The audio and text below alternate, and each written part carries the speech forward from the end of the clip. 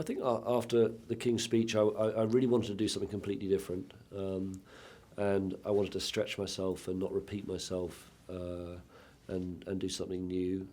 But I did find that with the King's Speech, I was very gratified by how it made people feel at the end of the film, and I wanted to find a story that would have a very emotional connection with the audience, and maybe take the emotion of the King's Speech to an even sort of more heightened degree. And what I thought was interesting about Les Miserables is the opportunity, as a director who's worked in a realistic and naturalistic mode all my life. What's interesting about Les Miserables is you have to create an alternative reality where people communicate through song, and you have to find a way of making that utterly convincing to the audience. But if you can do that, then it might create the opportunity to produce heightened emotions, because you're combining the human voice with music, with song, with this great narrative. And I was interested in the emotional journey that this form might allow for an audience, if I could get it right.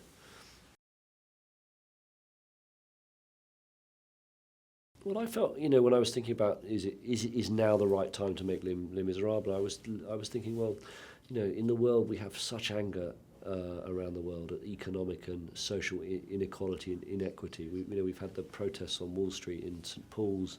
We've got these seismic shifts in the Middle East, and Les Miserables is the great anthem of the dispossessed. It's the great cry from the heart of the disadvantaged, and it does offer hope that we can come together and collectively change our lives for the better through compassion. And I thought there was something timely about that kind of about that, both its understanding of the suffering of people and also its message of hope. I thought was timely.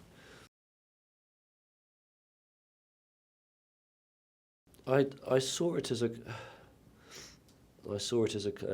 story of obsession, about how as a person you can become overly fixated on one outcome or one person, and it's almost, to me, like a love story, but in a kind of inverted sense, because obviously what Javert does is not loving towards Hugh, but it has some of that quality, and I've often in my work been interested in the dynamics between two men. I mean, the King's Speech in many ways, was an exploration of this dynamic between these two men, and I felt there was something very interesting about the idea that they were almost two sides of the same person. That the obsession almost came from that sense of a split soul, and Victor Hugo in his book, he plays consciously with that idea. You've got Javert, JV, Jean Valjean, JVJ, and you've got a sense even in the letters of their names that they're two sides, and one who believes in a kind of natural, compassionate idea of justice, and one who believes in a legalistic and state-sponsored notion of justice, and how those two attitudes, the forgiving and the unforgiving, clash. Russell brought a lot of storytelling ideas. I mean, for example, in the actual confrontation when Fantine is there in the hospital, on the stage they kind of sing the confrontation, and then there's a brief scuffle, and he goes, and he suggested that they actually physicalize their dueling in song and fight their way out, and he had the idea of that when Hugh jumps into the water, that Javert would be too scared to jump, but then you have that first premonition of Javert looking from a height into the water, which becomes a premonition of his suicide at the end. The idea of pinning the medal on the young boy was his. I mean, he was brilliant at.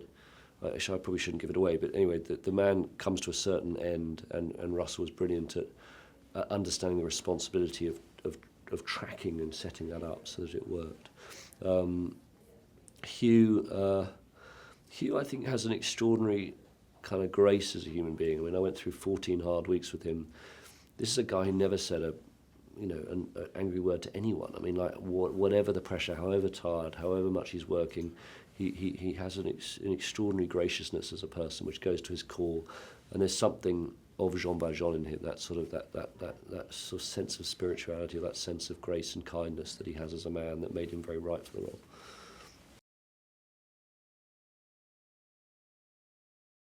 I was surprised at the lengths to which he was going to go, and I think we all felt that we needed to ground, because the musical form is inherently a little unreal. I think everyone felt the obligation to ground it, but the lengths to which she was willing to go to ground it in reality, whether it's having a haircut or losing the weight, or just the kind of dark place she went to in her own head in order to produce that performance, was staggering. But the amount of preparation that led up to that performance of Dream to Dream is extraordinary. I mean, I'm talking about 6-9 months of preparation, and all to make that moment possible. Well, I mean, it was very hard. It's a very hard film to cast. I don't think I've ever cast a film and found it so hard, because it's about finding actors who could act through song and sing at the right level, act at the right level, and do both together, and understand how to do it in the language of a close-up. And it was tough, and so I'm very lucky. I almost feel like if I hadn't found the actors, I couldn't have done the film. So these actors all stood out as people who were able to bring this vision to life, particularly the live singing Dream to life.